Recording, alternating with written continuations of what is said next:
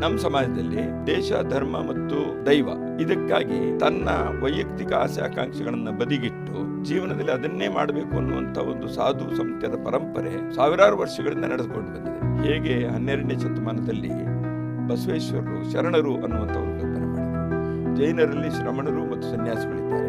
ಹಾಗೆ ಸಮರ್ಥ ರಾಮದಾಸರು ಮಹಂತ ಅನ್ನುವಂಥದ್ದನ್ನು ಹೇಳಿದರು. ಇನ್ನೊಂದು ಅಂದರೆ ಸ್ವಾಮಿ ವಿವೇಕಾನಂದರು ಯಾರು ಸನ್ಯಾಸ ದೀಕ್ಷೆಯನ್ನು ತೆಗೆದುಕೊಂಡು ಕಾವ್ಯ ಹುಟ್ಟು ಬರಲ್ವೋ ಅಂಥವರು ಕೂಡ ಸಮಾಜಕ್ಕೆ ಕೆಲಸ ಮಾಡಬೇಕು ಅನ್ನುವಂಥದ್ದು ಅವರಿಗೆ ಕಲ್ಪನೆ ಇತ್ತು.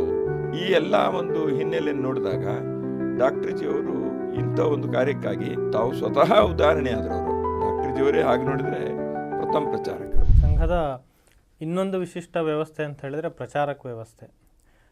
ಸಮಾಜದಲ್ಲಿ ಇವಾಗಿನ ಸಂದರ್ಭದಲ್ಲಂತೂ ಅನೇಕ ಜನರು ಅದನ್ನು ನಂಬೋದಕ್ಕೆ ಸಾಧ್ಯ ಇಲ್ಲ. ಅಂದರೆ ಒಬ್ಬರು ತಮ್ಮ ಜೀವನವನ್ನು ಪೂರ್ಣ ಒಂದು ಸಂಘಟನೆಗೆ ಕೊಡುವಂಥದ್ದು. ಸಾಮಾನ್ಯವಾಗಿ ಸನ್ಯಾಸಿಗಳನ್ನು ಸಮಾಜದಲ್ಲಿ ನೋಡಿರ್ತಾರೆ, ಅವ್ರಿಗೆ ಒಂದು ಮಠ ಇರುತ್ತೆ, ಒಂದು ಗುರುಪೀಠ ಇರುತ್ತೆ. ಆದರೆ ಪ್ರಚಾರಕ ವ್ಯವಸ್ಥೆಯ ರೀತಿಯ ಯಾವುದನ್ನು ನೋಡಿರಲ್ಲ. ನಂಬೋದನ್ನು ತುಂಬ ಕಷ್ಟ.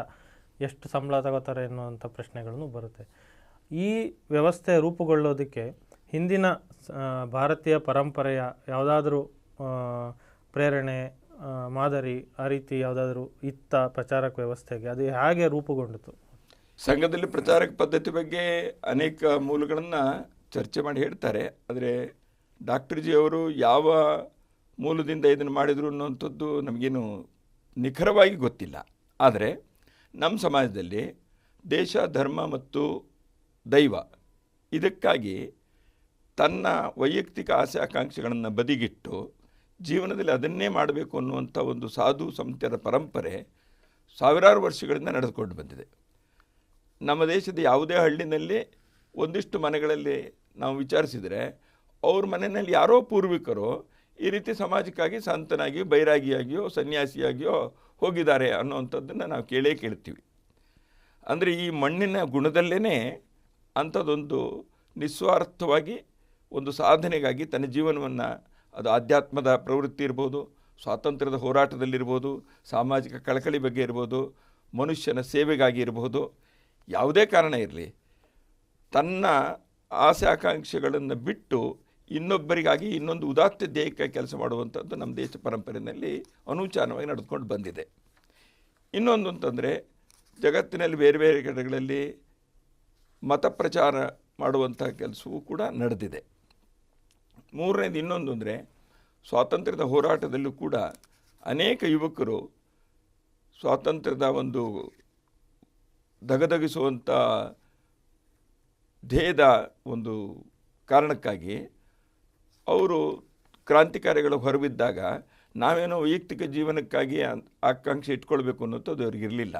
ಡಾಕ್ಟರ್ ಜಿಯವರು ಅಂಥ ಒಂದು ವಾತಾವರಣದಲ್ಲೇ ತಯಾರಾದಂಥವ್ರು. ಹೀಗಾಗಿ ನಮ್ಮ ದೇಶದಲ್ಲಿ ಈ ಒಂದು ನಿಸ್ವಾರ್ಥವಾಗಿ ಕೆಲಸ ಮಾಡಬೇಕು, ತನ್ನ ವೈಯಕ್ತಿಕವಾದಂಥ ಗೃಹಸ್ಥ ಜೀವನವಾಗಲಿ, ಗಳಿಕೆಯ ಜೀವನವಾಗಲಿ, ಪ್ರತಿಷ್ಠೆಯ ಪ್ರಸಿದ್ಧಿಯ ಬದುಕಾಗಲಿ, ಇದನ್ನು ಇಟ್ಕೊಳ್ಳೋದೇ ಕೆಲಸ ಮಾಡುವಂಥ ಒಂದು ಪರಂಪರೆ ನಮ್ಮಲ್ಲಿ ಇದ್ದಿದ್ದರಿಂದ ಪ್ರಚಾರಕ ಸಂಘವನ್ನು ಕೂಡ ಡಾಕ್ಟರ್ ಜಿಯವರು ನಿರ್ಮಾಣ ಮಾಡಿದರು. ಇನ್ನೊಂದು ಬಹಳ ಮುಖ್ಯವಾದ್ದು ಅಂತಂದರೆ ಮಹಾರಾಷ್ಟ್ರದಲ್ಲಿ ಸಮರ್ಥ ರಾಮದಾಸರು ಅವರು ಒಂದು ಪರಂಪರೆಯನ್ನು ಮಾಡಿದರು. ಅನೇಕ ಕಡೆಗಳಲ್ಲಿ ಮಠಗಳನ್ನು ಅವರು ಪ್ರಾರಂಭ ಮಾಡಿದರು. ಅವರೇ ಮಹಂತ ಅನ್ನುವಂಥ ಒಂದು ಕಲ್ಪನೆಯನ್ನು ಮಾಡಿದರು. ಹೇಗೆ 12ನೇ ಶತಮಾನದಲ್ಲಿ ಬಸವೇಶ್ವರರು ಶರಣರು ಅನ್ನುವಂಥ ಒಂದು ಕಲ್ಪನೆ ಮಾಡಿದರು. ಜೈನರಲ್ಲಿ ಶ್ರಮಣರು ಮತ್ತು ಸನ್ಯಾಸಿಗಳಿದ್ದಾರೆ.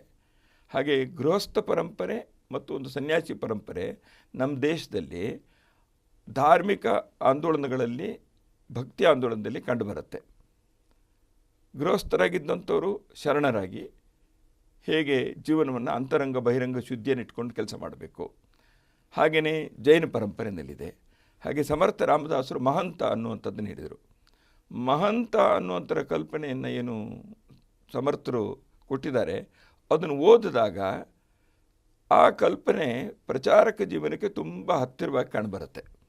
ಡಾಕ್ಟರ್ ಜಿ ಅವರು ಇದನ್ನು ಸ್ಪಷ್ಟವಾಗಿ ಹೇಳಿಲ್ಲದೆ ಇದ್ದರೂ ಕೂಡ ಮಹಾರಾಷ್ಟ್ರದಲ್ಲೇ ಅವರು ಈ ಕೆಲಸವನ್ನು ಪ್ರಾರಂಭ ಮಾಡಿದ್ರಿಂದ ಸಮರ್ಥರ ಮಹಂತದ ಕಲ್ಪನೆಯೂ ಕೂಡ ಅವರ ಮನಸ್ಸಿನಲ್ಲಿ ಇದ್ದಿರಬೇಕು. ಇನ್ನೊಂದು ಅಂದರೆ ಸ್ವಾಮಿ ವಿವೇಕಾನಂದರು ಸನ್ಯಾಸಿ ಪರಂಪರೆಯನ್ನು ಅಂತೂ ಪ್ರಾರಂಭ ಮಾಡಿದರು ರಾಮಕೃಷ್ಣ ಮಠದಿಂದ.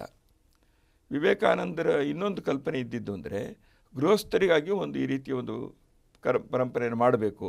ಯಾರು ಸನ್ಯಾಸ ದೀಕ್ಷೆಯನ್ನು ತೆಗೆದುಕೊಂಡು ಕಾವಿ ಹುಟ್ಟು ಬರೋಲ್ವೋ ಅಂಥವರು ಕೂಡ ಸಮಾಜಕ್ಕೆ ಕೆಲಸ ಮಾಡಬೇಕು ಅನ್ನುವಂಥದ್ದು ಅವ್ರಿಗೆ ಕಲ್ಪನೆ ಇತ್ತು. ಅವರು ತಮ್ಮ ಜೀವಿತ ಅವಧಿನಲ್ಲಿ ಅದನ್ನು ಮಾಡಿ ಮುಗಿಸೋಕ್ಕಾಗಲಿಲ್ಲ ಅಂಥೇಳಿ ನಾವು ಅಲ್ಲಿ ಓದಿ ಬಲ್ಲವರು, ನಮಗೆ ಗೊತ್ತಾಗಿದೆ.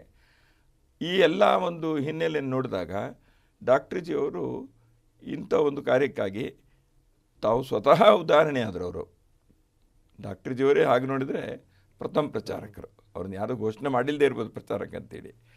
ಸೊ ಇದನ್ನು ಇನ್ನೊಂದು ಅಂದರೆ ಡಾಕ್ಟರ್ಜಿಯವರದ್ದು ಒಂದು ವೈಶಿಷ್ಟ್ಯ ಅಂದರೆ ಭಾರತದ ಭೂಮಿಯ ಯಾವುದೇ ಮೂಲೆಯಲ್ಲಿ ಎಲ್ಲಿ ಬೇಕಾದರೂ ಈ ಎರಡೂ ಸಂಗತಿ ಆಗ್ಬೋದು ಅನ್ನುವಂಥದ್ದು ಪರಮ ವಿಶ್ವಾಸ ಅವರಿಗಿತ್ತು. ಒಂದು ಎಲ್ಲಿ ಬೇಕಾದ್ರೂ ಶಾಖೆ ನಡೆಸ್ಬೋದು ಮತ್ತು ಎಲ್ಲಿಂದ ಬೇಕಾದ್ರೂ ಪ್ರಚಾರಕ್ಕೆ ಹೊರಡ್ಬೋದು.